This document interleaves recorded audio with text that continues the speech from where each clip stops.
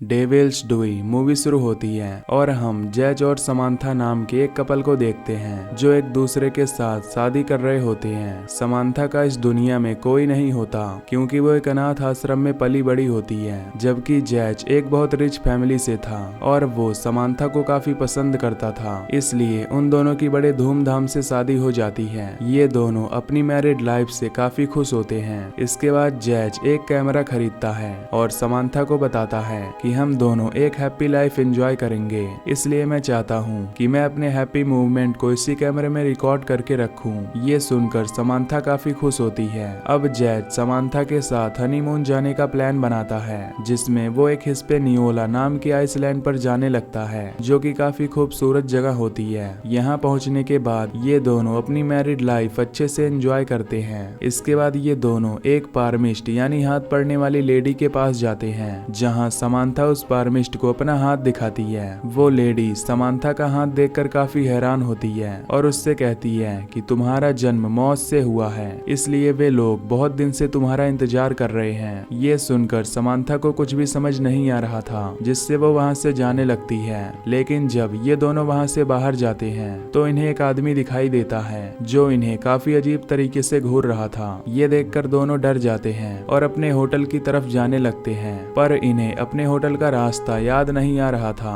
क्योंकि ये रास्ता भूल चुके थे। तभी इन्हें एक टैक्सी ड्राइवर दिखाई देता है जो इनसे कहता है कि मैं तुम्हारी हेल्प कर सकता हूँ। इस पर ये दोनों टैक्सी में बैठ जाते हैं। वो ड्राइवर काफी फनी होता है, जिससे ये काफी इम्प्रेस होते हैं। फिर वो ड्राइवर इन्हें बताता है कि मैं तुम्हें एक खूबसूरत जगह पर ले जा सकता हूँ, जहाँ तुम्हें काफी एंजॉय करने के लिए मिलेगा। साथ ही तुम्हें वहाँ ज्यादा देर तक नहीं रुकना पड़ेगा क्योंकि तुम 20 मिनट में ही वहाँ पर सब कुछ देख लोगे। अब समांथा बहुत थकी होती है, इसलिए वो वहाँ नहीं जाना चाहती थी, पर जज कहता है कि हमें एंजॉय करने के लिए वहाँ जरूर चलना चाहिए। अब वो टैक्सी ड्राइवर इन्हें उस जगह पर ले जाता है, लेकिन जब ये एक पतले रास्ते से आगे की तरफ बढ़ रहे थे तो इन्हें बहुत सारे चिन्ह दिखाई देते हैं, पर ये दोनों उसे इग्नोर करके उस जगह पर पहुंच जाते हैं, जो कि एक क्लब होता है। यहाँ आकर जज और समांथा बहुत ज्यादा खुश होते हैं और एंजॉय करने लगते हैं। अब ये दोनों उस क्लब में काफी ज्यादा ड्रिंक करते हैं, जिससे ये दोनों वहीं पर बेहोश हो जाते हैं। तभी इनके पास कुछ अजीब से लोग आते हैं जो इन्हें क्लब के नीचे बेसमेंट में ले जाते हैं। फिर वे लोग इन दोनों को वहां लिटाकर एक रिचुअल करना शुरू कर देते हैं जो काफी भयानक होता है। तभी वो पूरी जगह एक एनर्जी से भर जाती है।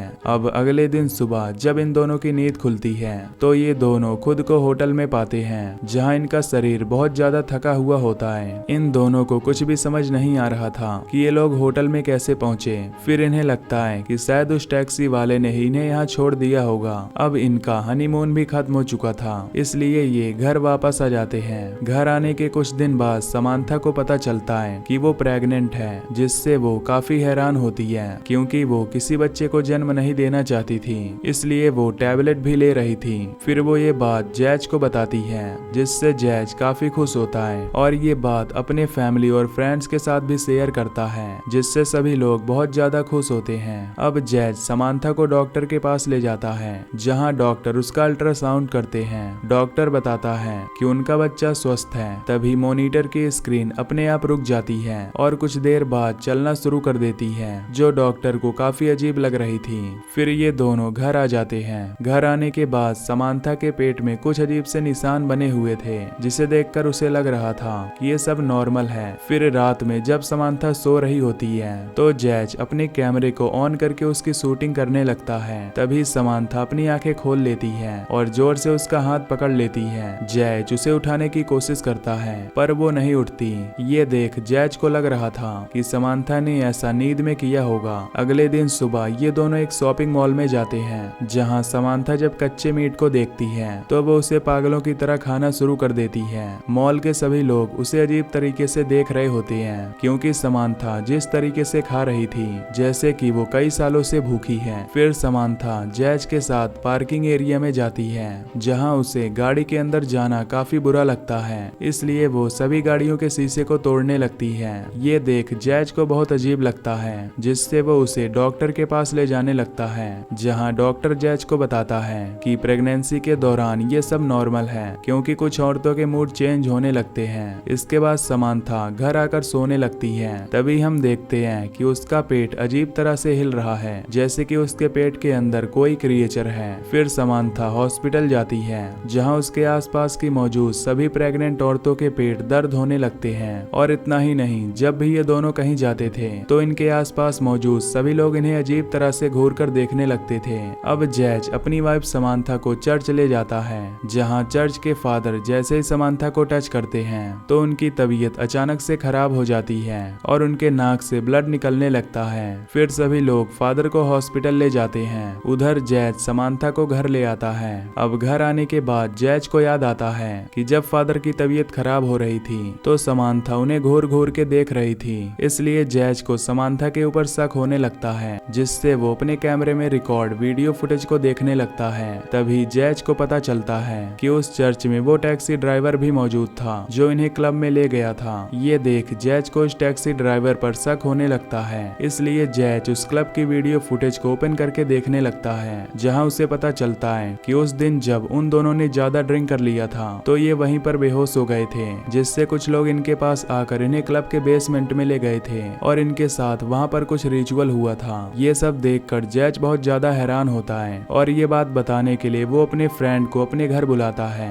फिर कुछ देर बाद जब उसका फ्रेंड वहां आता है तो इनका वीडियो फुटेज फाइल अपने आप डिलीट हो जाता है, जिसे देख जैज बहुत परेशान होता है। तभी जैज की नजर विंडो पर जाती है, जिस पर कुछ अजीब तरह की मिट्टियां गिराई गई थी। ये नजारा देख जैज काफी डर जाता है और पुलिस के पास जाने लगता है। फिर जब जैज के घर पुलिस आती है तो ऑफिसर को ये सब एक कहानी लगती है, जिससे वो जैज की बात पर यकीन नहीं करता और यहाँ से चला जाता है। इसके बाद जैज फादर से मिलने हॉस्पिटल में जाता है और उनसे पूछता है कि ये सब क्या हो रहा है। इस पर फादर उसे बताते हैं कि कुछ समय बाद इस दुनिया में बहुत सारे ऐसे बच्चे जन्म लेंगे जो भगवान के खिलाफ होंगे, क्योंकि वो सभी बच्चे एक रिचुअल के जरिए पैदा किए जाएंगे। जैज फादर से इससे रिलेटेड और भी बातें जानना चाहता था, लेकिन फादर उसे और कुछ भी नहीं बताते।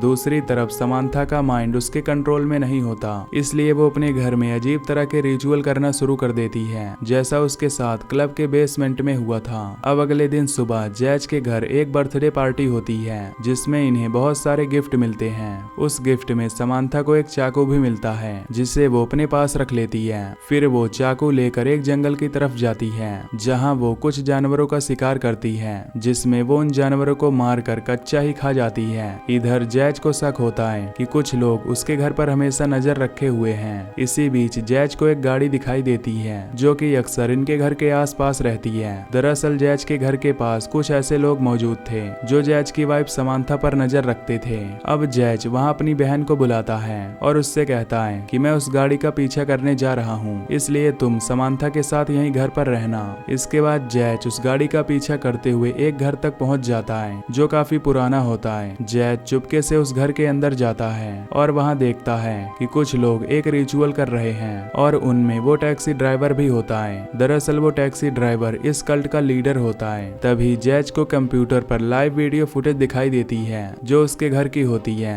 ये सब देखकर जैज वहां से भागता हुआ अपने घर जाता है। अब जैज पुलिस को कॉल करने की सोचता है, क्योंकि उस कल्ट के लोगों ने उसके घर पर कैमरा लगाकर लाइव वीडियो रिकॉर्डिंग चला रहे थे। लेकिन इससे पहले कि जैज पुलिस को कॉल करता, तभी उसे समांथा के जोर से चीखने की आवाज सुनाई देती है। ये चीख इतना तेज होती है कि घर का सभी सामान इधर उधर हो जाता है। फिर जब जैज समांथा के पास जाता है तो वो एकदम से शॉक्ड हो जाता है, क्योंकि उसकी बहन को किसी ने जान से मार दिया होता है। फिर वो समांथा को देखने के लिए आगे जाता है, जहां उसे समांथा एक रिचुअल करती हुई दिखाई देती है। ये देख जैज बहुत ज्यादा घबरा जाता है और समांथा को होश में लाने की कोशिश करने लगता है, पर तभी समांथा उसे जोर से धक्का मार देती है, जिससे वो दूर की दीवार से टकरा कर नीचे गिर जाता है। इसके बाद समांथा उसी चाकू से अपना पेट चीरने लगती है और कुछ देर बाद उसका पेट कटकर नीचे गिर जाता है। तभी समांथा भी नीचे गिरकर बेहोश हो जाती है। ये देख जैज उसे बचाने के लिए उसके पास जाता है, लेकिन तभी उसे पता चलता है कि समांथा की फाइनली मौत हो चुकी है, क्योंकि उसने अपने पेट को काट डाला है। इन सब चीजों को देखकर जैज बहुत ज्यादा दुखी होकर रोने लगता है, क्योंकि वो समांथा को बहुत प्यार करता था। तभी वहाँ कल्ट के सभी लोग आ जाते हैं जो ये सब अपने कैमरे से देख रहे थे। वे लोग समांथा के बच्चे को अपने साथ लेकर चले जाते हैं। अब कुछ देर बाद यहाँ पर पुलिस आती है और जैज को अरेस्ट कर लेती है, क्योंकि जैज के ऊपर अपनी वाइफ समांथा और बहन के मर्डर का इल्जाम होता है। साथ ही उसका बच्चा जो गायब हुआ था उसके ऊपर उसका भी आरोप लगा दिया गया होता है। अब यहाँ जज काफी दुखी था और उसके पास खुद को निर्दोष साबित करने का कोई सबूत भी नहीं था, क्योंकि कल्ट के मेंबर ने सभी सबूत को मिटा दिया था। इसके बाद हम उसी टैक्सी ड्राइवर को देखते हैं जो एक कपल को अपने साथ चलने के लिए बोलता है। फिर वे कपल उसकी बात मान लेते हैं और उसके साथ क्लब की तरफ जाने लगते हैं। यानी जो कुछ भी जैज और समांथा के साथ हुआ था अब वो इनके साथ भी होने वाला था। दरअसल इस कल्ट का लीडर वही टैक्सी ड्राइवर होता है जो हनीमून पर आए हुए कपल के साथ रिचुअल करता है, क्योंकि उस कल्ट के लोग भगवान पर बिलीव नहीं करते थे और वे लोग ऐसे बच्चे को जन्म देना चाहते थे जो उनकी पूजा करे और भगवान पर विश्वास ना करे। और इसी के साथ ये मूवी यहीं पर एंड हो जाती है। तो दोस्तों, अगर आपको ये मूवी की एक्सप्लेनेशन पसंद आई हो तो वीडियो को लाइक और चैनल को सब्सक्राइब कर दीजिए। बाकी मैं मिलूंगा आपसे अगली वीडियो में। Till then take care, love you, bye bye.